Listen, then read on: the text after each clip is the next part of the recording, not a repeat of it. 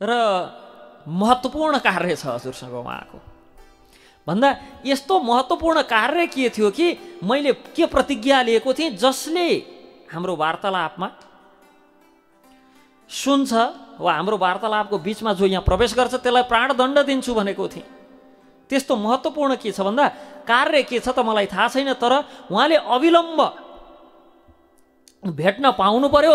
विलम्ब भयो भनेदेखि मैले राजा सहित सारा प्रजालाई पनि श्राप दिएर भस्म गरिदिन्छु भन्नुभयो। त्यसकारण म यो निवेदन गर्न आएँ। यस प्रकार भन्नुभयो, अभिशापले भस्म गर्नका लागि भनेर त्यहाँ बस्नु भएको छ। श्री रामचन्द्रजीले कालपुरुषलाई विदा गरेर उदास भएर गम्भीर स्वरमा लक्ष्मणलाई भन्नुहुन्छ, हे लक्ष्मण, मेरो प्रतिज्ञा त तिमीलाई स्मरण छ। मैले वार्तालापको बिचमा असमयमा जो व्यक्ति पनि यहाँ आउँछ त्यो व्यक्तिलाई प्राणदण्ड दिने प्रतिज्ञा गरेको छु। यसकारण म तिमीलाई प्राणदण्ड पनि दिन सक्दिनँ। बडो धर्म सङ्कटमा पर्नुभयो।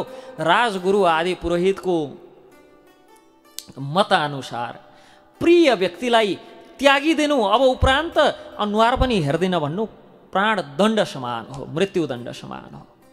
यसकारण लक्ष्मणलाई त्याग्नु भनेर सिकाउनु भयो।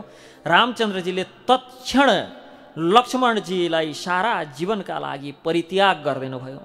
लक्ष्मणजी श्री रामचन्द्रका श्रीचरणमा प्रणाम गरेर राजभवनबाट सरयू नदीको तटमा जानुभयो।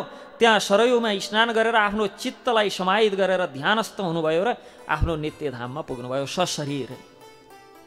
कसैले लक्ष्मणजीको पिण्ड बाटेको, 13 दिन चाहिँ बराखी बारेर बसेको, त्यस पछाडि उहाँलाई वर्षपछि श्राद्ध दिएको वाला प्रसङ्ग आउन्। त्यो त हामी जस्तो शरीर यतै छोडेर कर्मको फल भोग्न जानेहरूका लागि हो। उहाँ त शेषावतार, अनन्त शेष स्वयं हुनुहुन्थ्यो। भगवानका अंश अवतार साक्षात् बलरामजी हुनुहुन्थ्यो। त्यसकारण यो शरीरसहित सरयूको तटमा रहेर योग अग्नि प्रकट गरेर सशरीर भगवान स्वधाम गमन गर्नुभयो। यता श्री रामचन्द्रजी दुर्वासालाई बोलाएर बडो आदर सत्कार गरेर सोध्नुहुन्छ, हजुरको के सेवा गर्नु भन्दा बडो आवश्यक कार्य के थियो त दुर्वासाको? भगवान रामचन्द्रलाई हेरेर एकदम भोक लागेको छ, खानु पर्यो भन्नुहुन्छ। आवश्यक कुरो चाहिँ त्यो रहेछ। बिचरा ती दुर्वासाजीको आवश्यक कुरोले उहाँ लक्ष्मणजी र राम लक्ष्मणको बिछोड भयो। अब कति महत्त्वपूर्ण थियो कि उहाँको भोक लागेको थियो, उहाँलाई खानुपर्ने थियो। म बडो भोको छु, यसकारण हजुरको दरबारमा जे पनि खाद्य सामग्री छ मलाई तुरुन्त खुवाउनुहोस्। एकदम धैर्यतै छैन ममा पर्खिनी, एकदम भोक लागेको छ। अन्त केवल यो दोष खप्न मात्र आएका दुर्वासा कि दुर्वासाका कारण रामचन्द्र र लक्ष्मणको बिछोड भयो भनेर त्यो अब्जस खप्न मात्र दुर्वासा त्यहाँ आइपुग्नु भयो। अरू कसैले त्यो अब्जस नलिदिने भए, त्यही भएर त्यो अब्जस लिन आउनु भयो। त्यो त्यतिखेर कसैले कालकोट बिख, त्यो हलाल बिख नलिएका कारण बिख लिन पुग्नु भएको थियो। त्यस्तै गरी अहिले अमृत पाए त सबै दौडिहाले। त्यस्तै भगवानलाई यहाँ ल्याउनेवाला कार्य थियो भनेदेखि सबै दौडिन्थे। अब भगवानलाई विरह, भगवानबाट बिछोड हुनुपर्ने अवस्था कोही तयारै भएन। त्यो दुर्वासा जानुभयो, त्यो अब्जस शिरमा लिएर भोक लागेको छ भन्नुभयो, अन्तिममा खाना आएको भन्नुभयो। महत्त्वपूर्ण कार्य चाहिँ उहाँको खानुपर्नेवाला थियो। घरमा जो खाद्य पदार्थ द्रव्य आदि उपलब्ध थियो श्री रामचन्द्रजीले ऋषिको समीपमा प्रस्तुत गर्नुभयो। स्वयं आफ्नै हातले पस्केर खुवाउनुभयो। स्वयं भगवान श्री रामचन्द्रले, जो अखिल ब्रह्माण्ड विश्वपति हुनुहुन्छ, ऋषि ती सुस्वादु खाद्य सामग्री भर पेट भोजन गरेर सन्तुष्ट हुनुभयो अनि उठेर हिँड्दैन भयो। सक्यो कार्य, महत्त्वपूर्ण कार्य समाप्त भयो, उठेर हिँड्नु भयो। खानुभन्दा महत्त्वपूर्ण के हुनसक्छ? प्राण धान्ने नै त्यसैले हो, नत्र मरिहालिन्छ। उहाँको नि वास्तवमा सबभन्दा महत्त्वपूर्ण कार्य पूर्ति गर्नुभयो र उठेर हिँड्नुभयो। भगवान श्री रामचन्द्र अनुज लक्ष्मणको वियोगमा बडो दुखी हुनुभयो।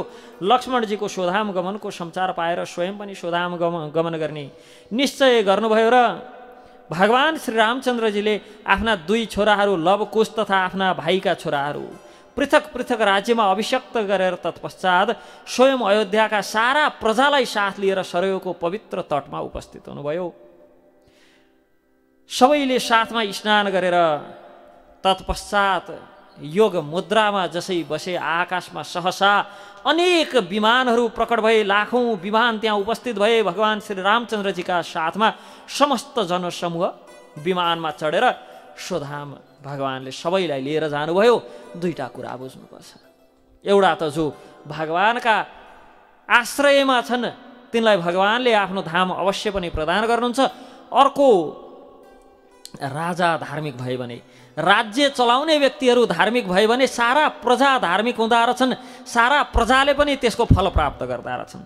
र राज्य गर्ने व्यक्तिहरू, राजपाठ चलाउने व्यक्तिहरू, शासन सत्ताको बागडोर सम्हाल्ने व्यक्तिहरू दुष्ट भयो भने हामी नेपालीको जस्तो हालत हुन्छ। प्रत्यक्ष भोगि नै रहेछौँ। यो त कति भन्ने, आजकल त यी कुराहरू बोल्न लाग्यो भने कता शब्दको अपमान भयो कि जस्तो लाग्छ। बोल्ने शब्दकै अपमान कि जस्तो हामी चाहिँ कसैलाई गाली गरेर अपमान गर्छौँ। तर हाम्रा समीपमा आजकल हाम्रा नेतृत्व गर्ने र हामीलाई चाहिँ दौडाउनु पर्ने व्यक्तिहरू यस्ता भयो कि त्यो गालीवाला शब्दको तीसँग त्यो जोडेर नाम लियो भने, तिनका नामसँग त्यो गालीवाला शब्दलाई जोड्यो भने शब्दकै अपमान हुन्छ। त्यहाँभन्दा के भन्नु। त्यसकारण राज्य चलाउने व्यक्ति, राजपाठ चलाउने व्यक्ति, शासन सत्ताको बागडोर सम्हाल्ने व्यक्ति, शासन सत्ताको त्यो बागडोरको ताला चाबी जोसँग छ त्यो व्यक्ति धार्मिक हुनुपर्छ। यदि त्यो व्यक्ति धार्मिक भयो भने, त्यो व्यक्ति पुण्यवान भयो भने, त्यो व्यक्तिमा सद्गुणहरू भयो भने, उच्च नैतिक आचरण भयो भने, चरित्रवान भयो भने प्रजाहरू बिल्कुल त्यस्तै हुन्छन्। त्यो त स्वभाव त हो। सन्तका पछाडि सन्त हृदय नै लाग्ने हुन्, चोरका पछाडि चोरै लाग्ने हुन्, डाकाका पछाडि डाकै लाग्ने हुन्। चोरले कस्तो व्यक्तिलाई नेतृत्वमा पठाउँछ, कस्तो व्यक्तिलाई चाहिँ आफ्नो नेताको रूपमा छान्छ त्योभन्दा पनि अझ चाहिँ खुङ्खार चोर चोरका घरमा पनि चोरी गर्न सक्नेलाई बनाउँछ। अब कोही एकदम बलवान छ भने उसले आफूभन्दा बलियो भयो भने पनि त्यसको कुरो सुन्छ। आफू समानको भयो भने त पाखुरा सुर्गेन लागिहाल्छ। भनेपछि नेतृत्व गर्ने व्यक्ति एक स्टेप त अगाडि हुनु पर्यो। त्यसै गरी नेतृत्व गर्ने व्यक्ति जस्तो छ अब त्यसका अनुचरहरू त्यस्तै हुन्छन्। यसकारण जान देखादेख यो व्यक्ति भ्रष्ट छ भन्ने देखियो अनि त्यस पछाडि पनि त्यही व्यक्तिका पछाडि को लाग्छन्, दुई प्रकारका व्यक्ति लाग्छन्। कि ऊ जस्तै बन्न चाहने व्यक्तिहरू, म पनि एक दिन चाहिँ यही जस्तो बन्नुपर्छ भन्नेहरू, कि त्यसबाट फाइदा लिन चाहने व्यक्तिहरू। भनेका जो पछाडि लाग्यो भने भ्रष्टहरू नै लाग्ने हुन्। भ्रष्ट व्यक्ति छ भन्ने देखेर कोही पछाडि लाग्छ भने आचरण बुझिहाले हुन्छ कि यो पनि भ्रष्ट छ। त्यसै गरी यदि नेतृत्व गर्ने, यदि राज्य चलाउने व्यक्तिहरू धार्मिक छन् भने स्वतः व्यक्तिहरू धार्मिक हुन लाग्छन्। किन नेतृत्व गर्ने व्यक्ति भ्रष्ट छ भनेदेखि उसले तलतिर भएका व्यक्तिहरू पनि भ्रष्ट भएकै देख्न चाहन्छ, त्यही भएर सबै त्यस्तै भइदिन्छन्। यदि व्यक्ति धार्मिक छ भने उसले सँग पनि धार्मिकको गर्न चाहन्छ, उसले केही सहयोग गर्न खोज्यो, उसले केही कार्य फत्ते गर्न लाग्यो, प्रयास गर्यो भने पनि उसले सन्त व्यक्तिहरू नै खोजेर कार्य फत्ते गर्छ। यसकारण सबै व्यक्तिलाई सत्मार्गमा लाग्ने प्रेरणा मिल्छ। यसकारण यदि राज्य गर्ने व्यक्ति धार्मिक भयो भने राम राज्य हुन्छ। अनि यदि राज्य गर्ने व्यक्तिहरू विधर्मी भयो भने नेपाल राज्य हुन्छ, भइरहेछ अहिले। त्यो भक्त भागवतहरू यहाँ भगवान श्री रामचन्द्रसँगै केवल भगवान मात्र स्वधाम जानु भएन, ती सबै अयोध्यावासीलाई लिएर जानुभयो। समकालीन जति अयोध्यावासीहरूलाई भगवान श्री रामचन्द्रले स्वयंसित स्वधाम लिएर जानुभयो। यहाँ श्री रामचन्द्रजीद्वारा लक्ष्मणजीको त्याग एउटा बहाना मात्र थियो। श्री रामचन्द्र लक्ष्मणको त्याग कहिले गर्न सक्नुहुन्न, किनभने लक्ष्मणजी स्वयं धाम स्वरूप हुनुहुन्छ। भगवानका प्रत्येक अवतारमा साथ रहने एवं सबै प्रकारका लीलाहरूमा सहाय रहने। यस प्रकार श्री लक्ष्मणजी नित्य साकेत धाममा श्री रामचन्द्रजी भन्दा पहिले उपस्थित भएर श्री रामचन्द्रजीका लागि त्यहाँ लीलाको वातावरण मिलाउँदै हुनुहुन्थ्यो। वास्तवमा जसरी भगवान श्री कृष्ण चन्द्रभन्दा अगाडि आएर बलरामजीले यहाँ भगवान कृष्णको अभिभावकको भूमिका निभाएर लीला गर्नुभयो। भगवान श्रीकृष्णको लीलाका लागि वातावरण परिवेश निर्माण गर्नुभयो। त्यस्तै गरी लक्ष्मण भगवान श्री रामचन्द्रभन्दा अगाडि स्वधाम गएर धाममा भगवानको प्रतीक्षारत हुनुहुन्थ्यो। स्वागत गर्नका लागि श्री रामचन्द्रजी स्वधाम आगमन पश्चात श्री लक्ष्मणजीले स्वागत गर्नुभयो। यस प्रकार भगवान श्री रामचन्द्रसँग दुर्वासाका दिव्य अन्य अन्य लीलाहरू पनि छन्। अब हामी दुर्वासाको श्वेतकी नाम गरेका राजासँग भएको एउटा घटना सम्बन्धमा चर्चा गर्छौँ। प्राचीन कालमा इन्द्र समान बल भएका, इन्द्र समान ऐश्वर्य भएका र इन्द्र समान पराक्रमले परिपूर्ण राजा थिए। श्वेतकी नाम गरेका, त्यस कालमा जसरी यज्ञ गर्ने दाता उहाँ जस्ता कोही पनि थिएनन्। उहाँले जस्तो यज्ञ गराउने, दान दिने एवं बुद्धिमान पनि अन्य कुनै राजा थिएनन्। न बुद्धिमा कसैले यी श्वेतकीलाई जित्न सक्थे, न बलमा कसैले जित्न सक्थे श्वेतकीलाई, न पराक्रममा, न ऐश्वर्यमा, न दान दिनमा। त्यस्ता राजा थिए। प्रचुर दान दक्षिणा युक्त अनेक यज्ञका अनुष्ठानहरू गरे। यज्ञ एवं दान अतिरिक्त मनमा अरू कुनै विचारै आउन्नथ्यो यिनलाई। उनले बुझेकै दुईटा कुरा थियो, यज्ञ र दान। र जसले यज्ञ र जसले दान, यी दुईटा विषयमा मात्र आफ्नो चित्तलाई लगाउँछ, त्यो व्यक्तिको परमार्थको मार्ग पनि प्रशस्त भयो र त्यो व्यक्तिको भौतिक ऐश्वर्यको भण्डार पनि कहिले खाली हुँदैन। जसले दान दिन्छ, सङ्गेल्न खोजेर, समेट्न खोजेर, थुपार्न खोजेर दरिद्री आएको धेरै प्रसङ्ग आउँछन् शास्त्रमा, भक्त भागवतहरू। तर खुला हृदयले दान दिएर दरिद्रता आएको कुनै पनि प्रसङ्ग छैन। पहिलेका राजाहरू दान दिन्थे दिन्थे, आफ्ना भण्डारको दान दिने राजकोषबाट सकियो, अब सम्पत्ति, अब दान दिने केही छैन भने दान नदिकन लुकाएर राखेका को छन् तिनलाई खोजी खोजी तिनको लुट्न जान्थे, युद्ध गर्थे, अनि त्यो जम्मा गरेर ल्याएर दिन्थे। र यहाँ यसरी उनले दान गर्थे। अनेक प्रकारका यज्ञ, नाना प्रकारका दान कार्यमा सधैँ लागिराख्ने राजाका लागि यज्ञ गर्दा गर्दा त्यो ऋतुइजरका आँखाहरू चाहिँ धुवाँको प्रभावले व्याकुल हुन लाग्यो। अब कहिले यज्ञ रोकिन्न, त्यो यज्ञको धुवाँले आँखा व्याकुल हुन लाग्यो सबैले। आहुति दिँदा दिँदा थाक्थे यज्ञमा, उठाउँदै स्वाहा, उठाउँदै स्वाहा, इदम विष्णुवे इदम नमः भन्दै स्वाहा गर्दै। सबै भगवान विष्णुको इदम नमः, यो मेरो होइन। यस प्रकार दान दिँदा दिँदा, यस प्रकार आहुति र दान दुईटाका कारण ती विचार ऋतुइजहरू जो त्यहाँ यज्ञ गर्न भनेर बसेका ब्राह्मणहरू थकित हुन्थे। अनि ती ऋतुइजहरूको अनुमति लिएर राजाले यज्ञ सम्पन्न गर्नका लागि नयाँ नयाँ ऋतुइज, नयाँ नयाँ ब्राह्मणहरूलाई ल्याएर नियुक्त गर्थे। तर जति लिएर आउँथे यज्ञ रोकिए पो हुन्छ।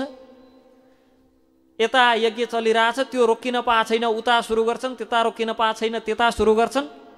अनि जहाँ जहाँ यज्ञ हुन्छ सारा ब्राह्मण वैष्णव आदिहरूलाई बोलाउने र भोजन गराउने, दान दिने, सारा राज्यका प्रत्येक राज्यका पूर्ववासीहरूलाई बोलाएर भोजन गराउने, दान दिने, दरिद्रता भन्ने कुरै रहेन। यज्ञको प्रभावले यज्ञात पर्जन्यो, यज्ञका प्रभावले ठिक समयमा पानी पर्थ्यो, ठिक समयमा अन्नाद भवती, अन्न प्राप्त हुन्थ्यो। त्यो राज्यमा रहेका गाईहरूले यज्ञ प्रसाद स्वरूप दिव्य दूध, दही आदि प्रदान गर्थे यज्ञका लागि। यथेष्ट सबै थोक हुन्थ्यो यज्ञका प्रभावले।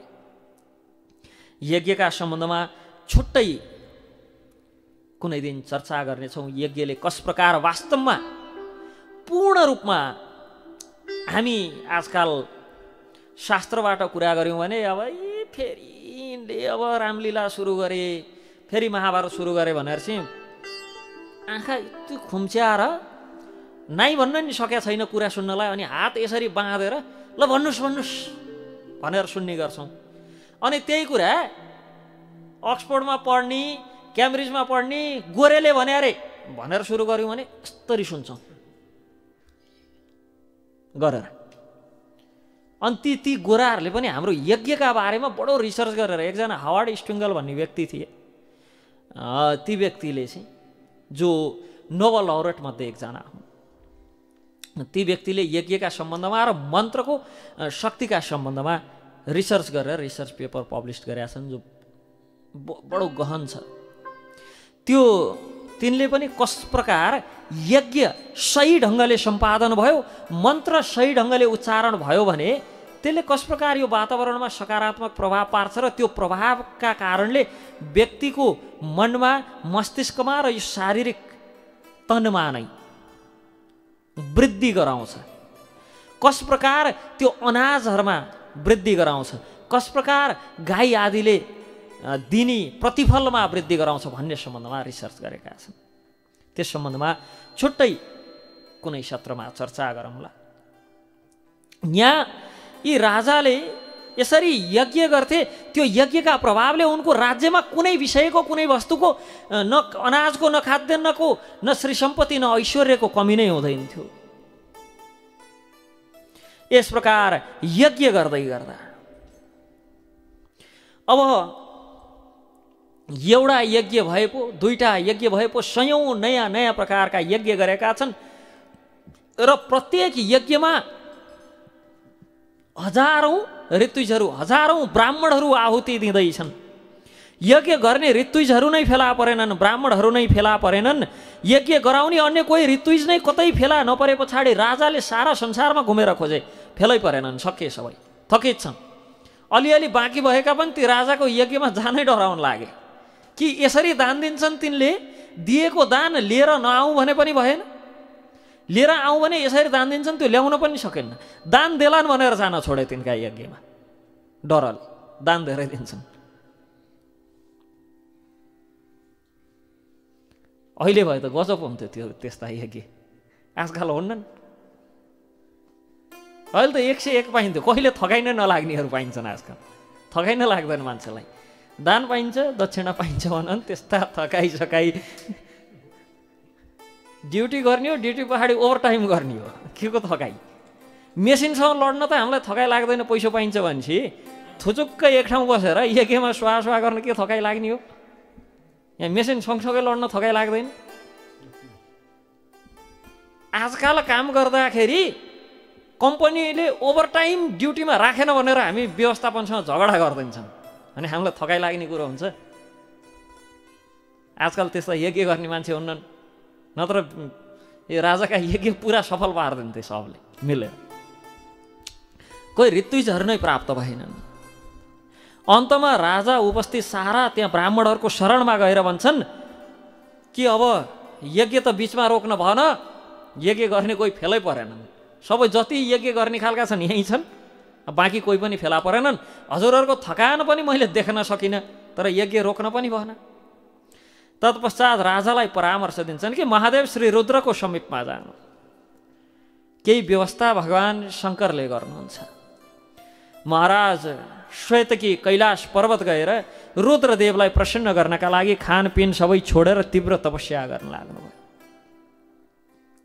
यता यज्ञ गर्ने यज्ञ ब्राह्मणहरू अब उत्साह अलि आइरहेछ, अब त हामीलाई यहाँ पालो दिने कोही आउँछन् भनेर उत्साहपूर्वक यज्ञ गरिरहेछन् र खानपिन सबै छोडेर घोर तपस्यामा बसेको देखेर शङ्करजी प्रसन्न भएर दर्शन दिनुभयो र वर माग्नका लागि प्रेरित गर्नुभयो। तब महाराज श्वेतकी अमित तेजस्वी श्री रुद्रको चरणमा प्रणाम गरेर भन्नुहुन्छ, हे देवदेवेश, हे सुरेश्वर, हे महादेव, म सयौँ वर्षसम्म चल्ने महत यज्ञ गर्दैछु।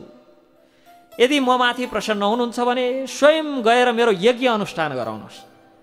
अब उहाँले पनि माग्नै परेपछि योग्य ब्राह्मण दिनुहोस् भनेर के माग्ने, हजुर नै हिँड्नुहोस् यज्ञ गर्न भन्न लाग्नु कि शिवजीलाई नै लिएर आउनु लाग्नु ब्राह्मण बनाएर, ऋतुज बनाएर। तब शङ्करजी मुस्कुराउँदै भन्नुहुन्छ, यज्ञ गर्नु मेरो कार्य अन्तर्गत पर्दैन, म स्वयं त तिम्रो यज्ञ गराउँदैन, तर मेरा अंशभूत महाभाग श्रेष्ठ दुई छन्, दुर्वासा नामले विश्वविख्यात छन्, त्यहाँ गएर मेरो सन्देश दिनु यज्ञ गर्छन्, यज्ञ गराउँछन् रुद्रदेवले महर्षि दुर्वासाको प्रसङ्ग जोड्नु भए पश्चात दुर्वासा स्वयंलाई त्यहाँ बोलाएर राजा श्वेतकीका साथ यज्ञ पूर्ण गर्नका लागि भनेर पठाइदिनु भयो। महर्षि दुर्वासाले रुद्रदेवको आज्ञा शिरोधार्य गरेर विधि विधानपूर्वक राजाको यज्ञ गराउन लाग्नुभयो। 100 वर्षसम्म एक्लै बसेर यज्ञ गर्दैन भयो। हठी पनि कति हुने भन्ने कुरो कि 100 वर्षसम्म एक्लै बसेर यज्ञ पुरा गराइदिनु भयो दुर्वासाले। आँटे पछाडि यसरी आँट्नुपर्छ कि दुर्वासाको जसरी र राजाको जसरी एउटालाई गराउनु पर्यो, अर्कोलाई जिम्मेवारी लिए पछाडि जसरी नै गर्दैन। 100 वर्षसम्म एक्लै बसेर भए नि गर्ने। महाराज श्वेतकीको इच्छा पूर्ण भयो। दुर्वासालाई प्रचुर मात्रामा दक्षिणा दिएर सन्तुष्ट गर्नुभयो। अब दुर्वासा दक्षिणा पाए पछाडि के गर्न्थ्यो? अब जसलाई धनको लालसा छ तिनलाई पो दक्षिणाको महत्त्व प्राप्त। दक्षिणा त्यही आवश्यक याचकहरूलाई बाँड्न लाग्नुभयो। त्यहीँ बसेर जतिलाई आवश्यक छ तुरुन्तै बाँड्न लाग्नुभयो। र यज्ञ सदक्षिणा भएन भने यज्ञको फल हुँदैन, फल प्राप्त हुँदैन। कुनै पनि यज्ञ सदक्षिणा हुनुपर्छ कि दक्षिणा सहित यज्ञ गर्नुपर्छ।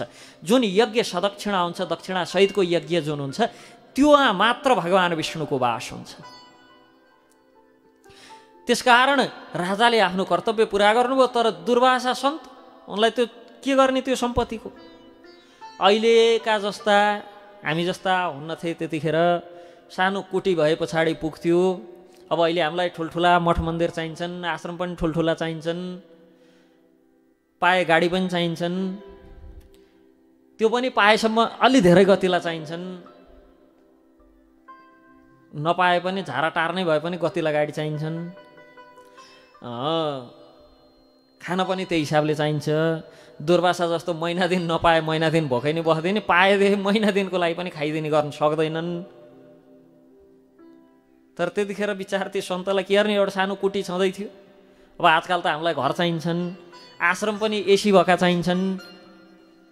कोठाभित्रै ट्याक्क त्यहाँबाट निस्केर त्यतापट्टि जान्छ एट्याच टोइलेट बाथरुमवाला चाहिन्छन्। आश्रम पनि